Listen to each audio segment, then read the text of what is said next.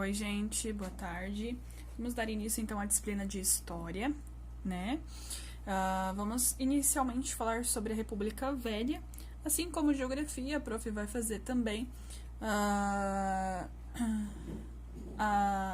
né, o estudo de História em cima das questões, ok? Então vamos falar ali sobre a República Velha, né? Então ali no exercício de número 1. Quais os dois marechais que estiveram na presidência durante a República da Espada, tá? Então, durante ali a República da Espada, então esse período ele recebeu o nome, né? Porque o Brasil ele foi governado por esses dois marechais, né? São dois presidentes militares. Então, que é o Marechal Deodoro da Fonseca e Floriano Peixoto. Tá? Eles foram responsáveis pelo golpe que derrubou então Dom Pedro II e instituiu a República no Brasil, tá?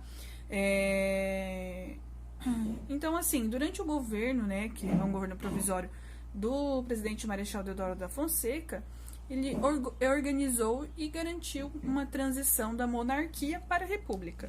Então, a primeira grande medida, né, que foi tomada pelo presidente foi a convocação de uma assembleia para elaborar uma nova constituição.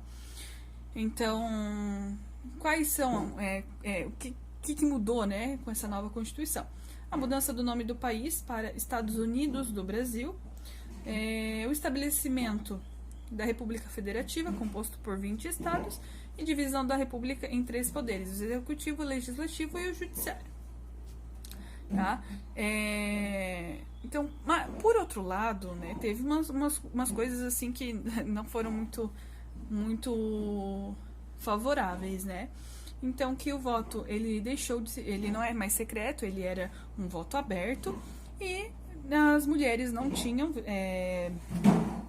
poder de voto e nem menores do que 21 anos, mendigos, analfabetos, soldados e padres.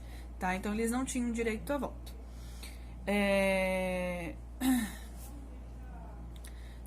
O Deodoro da Fonseca, ele, né, ficou doente e ele era pressionado também, foi pressionado, ele acabou adoecendo, então ele renunciou ao cargo, né? E com a renúncia desse cargo, então passou para o Marechal Floriano Peixoto, tá? Então, os dois marechais, vocês vão ver minha mão aqui passar na frente, é o Deodoro da Fonseca e Floriano Peixoto, aqui a letrinha A, tá? Aqui.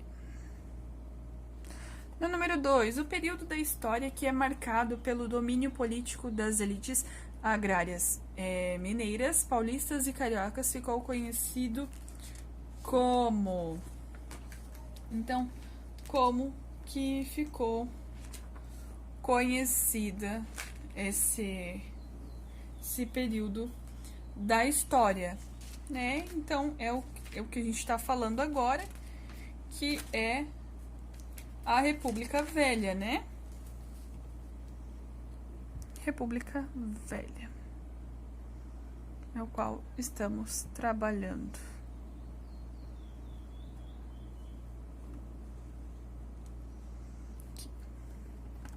3. Quais os 3 períodos da República Velha? Então, quais foram esses 3 períodos da nossa República Velha? Então, foi um governo provisório, né? Depois veio a República da Espada, né? Que foi governada pelos 2 marechais.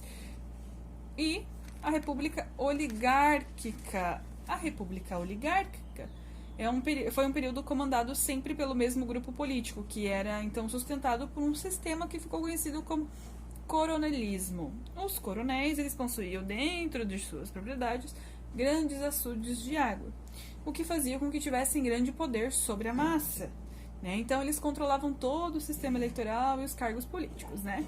Então assim, muitas coisas ainda não mudam, né? Nas eleições, então, a maioria dos eleitores já recebia o seu voto pronto, né? Como não existia voto secreto, os coronéis exerciam total controle sobre os seus eleitores. Então, esse tipo de voto ficou conhecido como o voto do cabresto, né? Que é bem conhecido essa expressão. E a República Oligárquica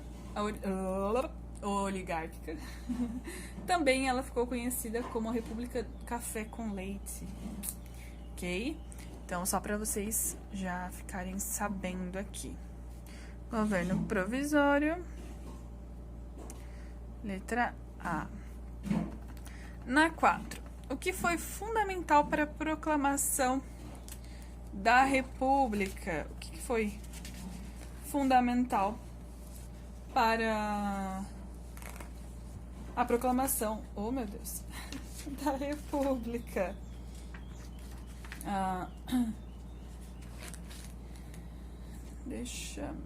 Peraí que dá um tilt aqui no celular. Pronto, o meu celular voltou. Então, assim, quando, né, o segundo marechal Floriano Peixoto assumiu, né, ele consolidou a República e manteve um executivo forte, centralizado e autoritário. Então, ele submeteu os outros poderes à sua pessoa e à força do seu exército. No entanto, não impediu que houvesse ondas de protestos e rebeliões contra o regime, né? Então não tem o que fazer, não tem como ele prender as pessoas dentro de casa. Floriano, então, contra a vontade dos seus partidários, que queria a permanência no poder, entregou o cargo ao presidente eleito, Prudente de Moraes, que ele era um membro da oligarquia cafeeira paulista. Então, assim, o que foi fundamental para a proclamação da República? Foi o apoio da burguesia cafeeira, tá? Então, foi isso que aconteceu, que se sucede. Ok? Número 5. A República Oligárquica também ficou conhecida como... Então, eu falei, né, como que ela também foi conhecida. Então, olha as opções, gente. Olha as opções. Não, vocês não podem errar. Política do café espanhol. Política do café com bolo. Política do pão com banana. Eu acho, assim, que essa aula tá me dando um pouco de fome, né? E política do café com leite. Então, foi a política café com leite, né, que eu citei na questão número 3. Se eu não me engano. Tá? Então, aqui. Vamos para a questão 6. Na República Oligárquica, quais os 2 estados que tinham maior poder e influência? Então, ainda ali na República Oligárquica, né? Além de ela ter ficado conhecida como República do Café com Leite, nesse período os estados com maior peso político e eleitoral era São Paulo, que era um grande produtor de café, e Minas Gerais, que era um grande produtor de gado leiteiro, tá, gente? Então, café com leite, entenderam, né?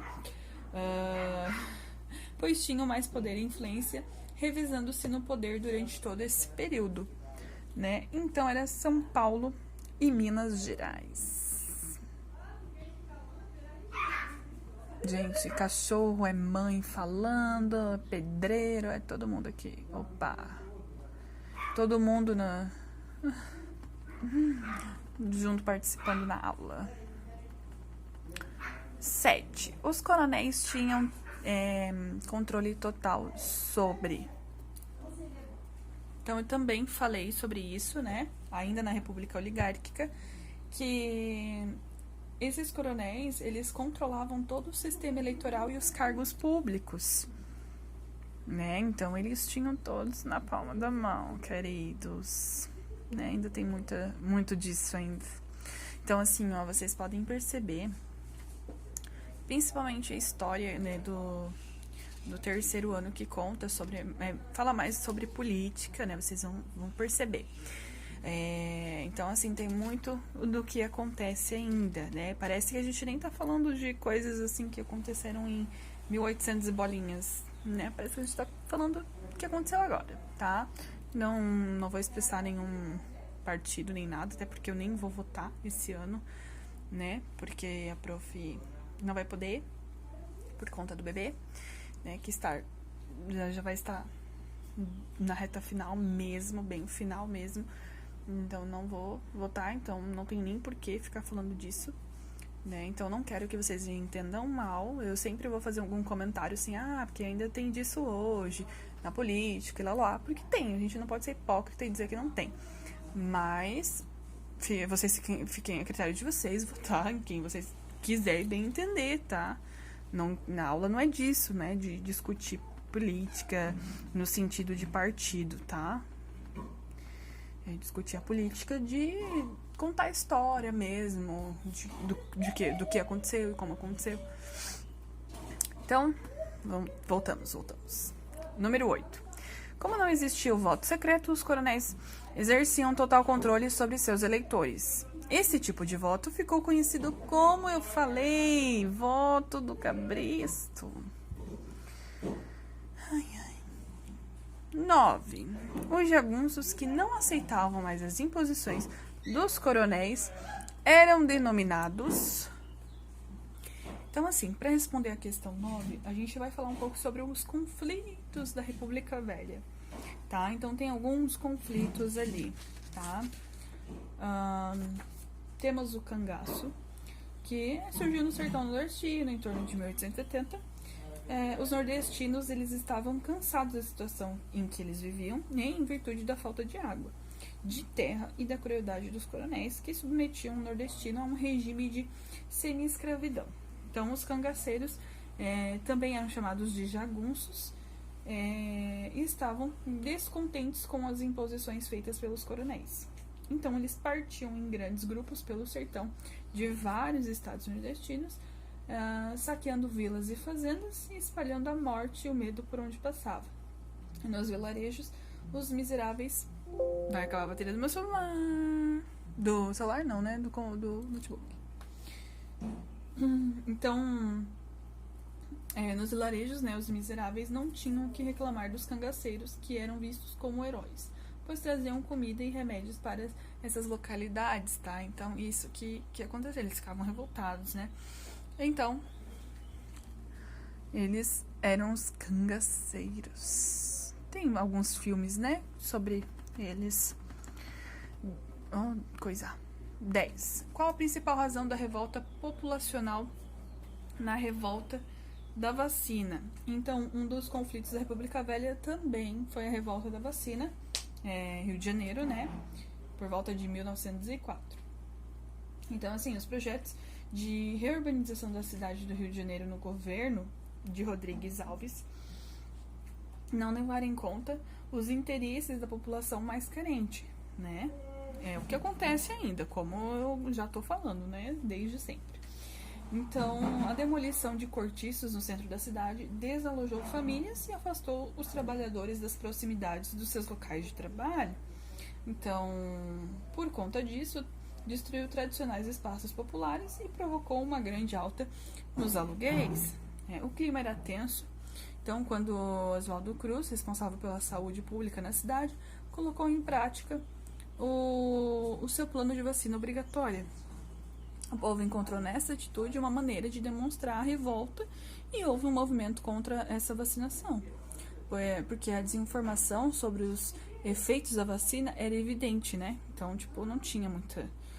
E, no entanto, a principal razão da revolta foi as condições de miséria que as elites dominantes impunham à população, tá? Então, qual que era a principal revolta ali, né?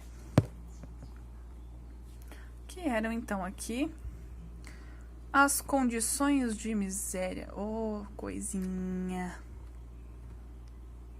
Aqui. Para a questão 11. A revolta da vacina ocorreu em qual cidade? Rio de Janeiro. Já citei até no início, antes de falar dela. 12. Qual é o nome do sanitarista contratado para sanar os problemas do Rio de Janeiro e que acabou por desencadear a revolta da vacina. Então, Oswaldo Cruz, né? Oscar Niemeyer, gente, não, por favor, tá? Por Deus. 13. Quem era o líder religioso de Canudos? Então, a Guerra dos Canudos também foi um dos conflitos da República Velha, tá? O processo ali de modernização no final do século XIX atingiu de forma diferenciada várias regiões do Brasil. A decadência nordestina, então, se acentuou com a crise econômica, né, da década de 1870, e com a crise, os nordestinos, então, sentiram-se abandonados, sem trabalho e lugar para ficar. Em Canudos, um arraial no interior da Bahia, o líder religioso Antônio Conselheiro juntou milhares de seus seguidores, e alarmando os fazendeiros e o clero e autoridades. Então foram mobilizadas forças para combater o arraial. Conselheiro, ele foi considerado perigoso, monarquista pelos representantes do governo central, isso é óbvio, né? E depois de um ano de resistências, Canudos, então, foi definitivamente destruído, tá? Então, por isso que a Guerra dos Canudos, né, que fala... Estamos no 13, né? Então, o líder religioso de Canudos foi Antônio Conselheiro, né? 14. Quais os principais conflitos da República Velha? Então, né? A revolta da vacina, a Guerra do Canudos,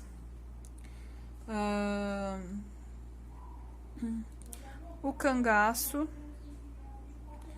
né?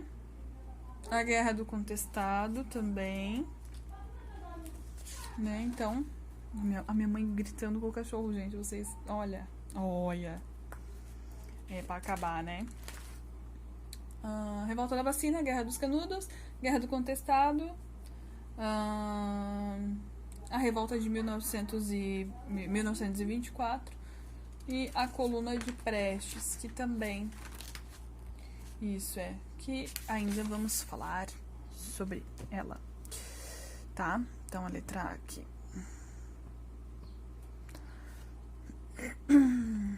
Foram as principais, tá, gente? Óbvio que teve mais. 15. Qual o nome da estrada de ferro construída na região do Contestado?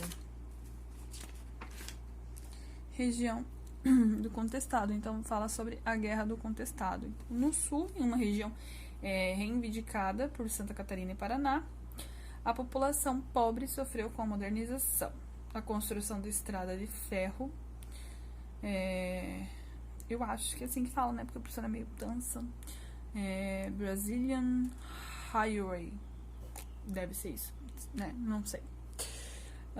Que ligaria São Paulo ao Rio Grande do Sul, expulsava os pequenos poceiros das terras onde viviam, né, e onde praticavam agricultura e a subsistência.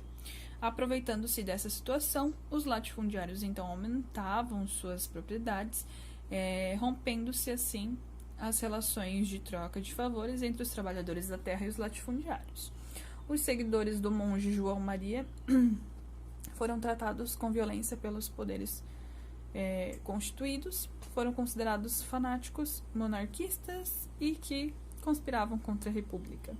Resistiram por quase 4 anos, quando o exército, na fase final da guerra, utilizou-se de aviões para bombardear os revoltosos. Então, sempre vai ser a mesma desculpa, né? Óbvio. Estamos na 15, né? Brazilian Highways. Não sei, Highway. Gente... Essa prof não é muito boa de pronúncia. 16. Qual é o nome do líder da coluna de Prestes? A revolta, então, de 1924 e coluna de Prestes, que também era uma dos principais conflitos, tá? Então, os tenentes, eles escolheram São Paulo como núcleo da nova... Ai, meu Deus. Desligou. Então vamos lá, gente, retomar, né, na nossa aula.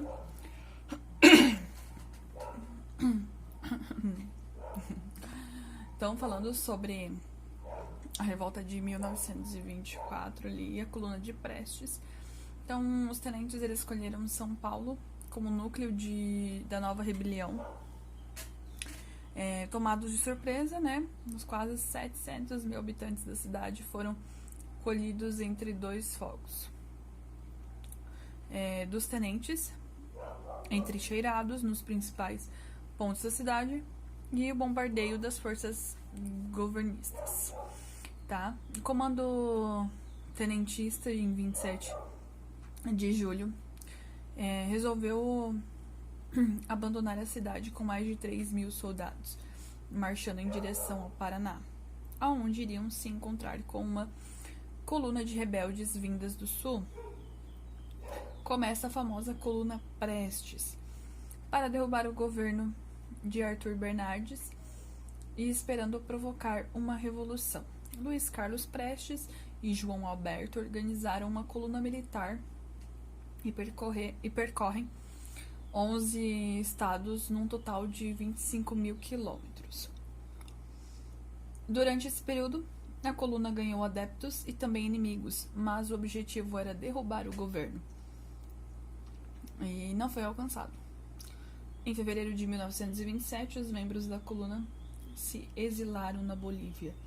Muitos membros permaneceram naquele país e Prestes se exilou na Rússia, né? Então, o nome do líder era Luiz Carlos Prestes. Essa daqui, gente, se vocês não lembrarem, é tranquilo, né? Porque coluna Prestes, só Prestes tá no nome dele mesmo. A coluna Prestes foi organizada para derrubar o governo de quem? Arthur Bernardes. Ai, gente. Ai, falhas acontecem. Porque a gente tá na vida real. Cadê? Quem? Arthur Bernardes. Ai, olha, essa vida de youtuber não tá sendo fácil, viu? 18. Em qual país os participantes da coluna Prestes se refugiaram ao perceber que não conseguiam sensibilizar a população para um levante armado? Então, como eu falei, na Bolívia, né? Bolívia aqui.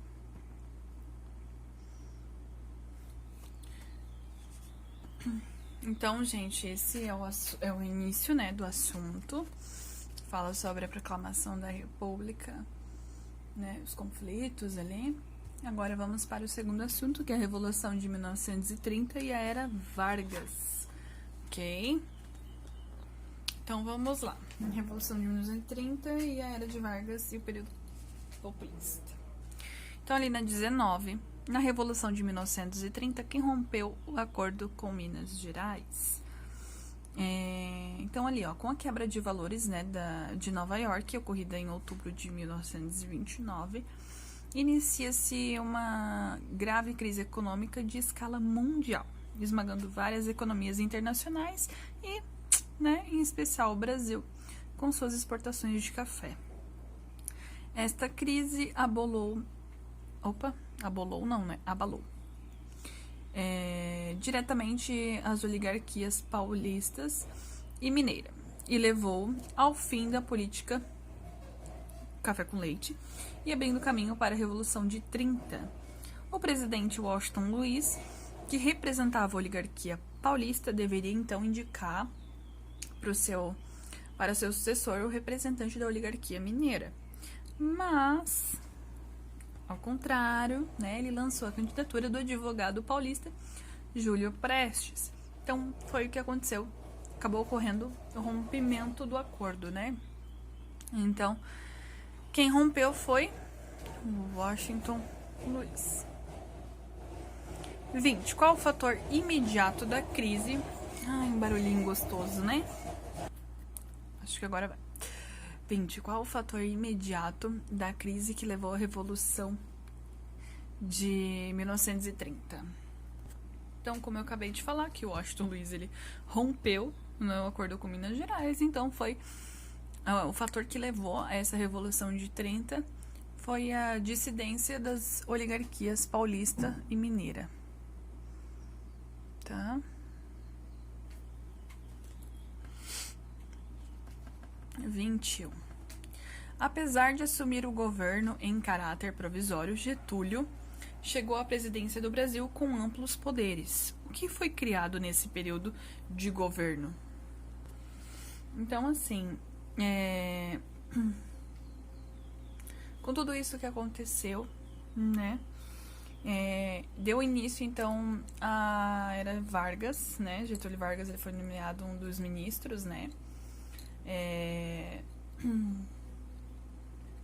e daí depois de 1930 a 34, então, foi quando Vargas assumiu a presidência do Brasil, né, mesmo sendo um caráter provisório, mas com amplos poderes. Então, foi efetuar a troca imediata dos governadores eleitos pelas oligarquias e substituí-los por interventores de sua confiança, né? Além do mais, nesse período, Vargas criou o Ministério do Trabalho, Indústria e Comércio e o Ministério da Educação e Saúde. Então, é a letra D, né?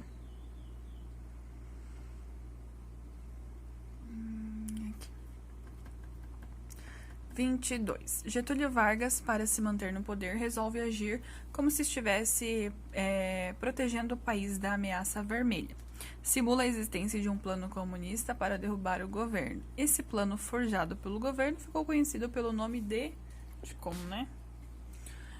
Plano Corren. Corren que vem treta por aí, né? Brincadeirinha. Vamos para 23.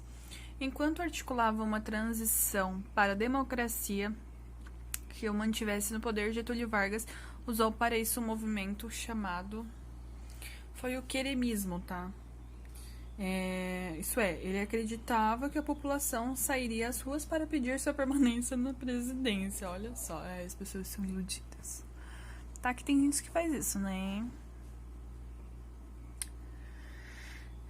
24. Em 1950, Vargas foi eleito presidente da República pelo PTB. Vargas tornou-se um líder populista, nacionalista e sindicalista, atendeu reivindicações populares e retomou a política econômica nacionalista. Que empresa estatal ele criou em 1954? Então, vem aí, gente, a Petrobras. Foi essa empresa, essa estatal, né, que ele criou.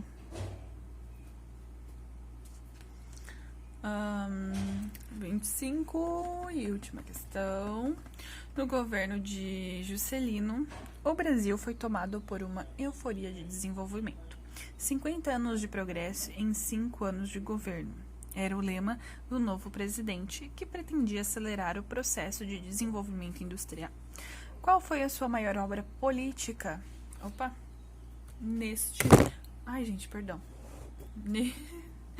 Neste período. Então, assim, lá no governo de Juscelino Kubitschek, para a realização desse plano, né, de 50 anos em 5, foi necessário a busca de investimento de capital estrangeiro atrelado à instalação de empresas multinacionais, montadoras automobilísticas, em sua grande maioria. Por outro lado, a construção de Brasília, que é nova capital, né, foi o símbolo da modernização do Brasil industrializado e significou a abertura de uma nova frente de desenvolvimento para o Brasil, para o país. Essa foi a maior obra pública nesse período, tá? Aqui, ó, a letra D. Ok, gente. Então é isso, eu vou mandar todo o conteúdo então de história pra vocês, tá? Boa semana, bons estudos e não esqueçam do nome completo e o okzinho, ok?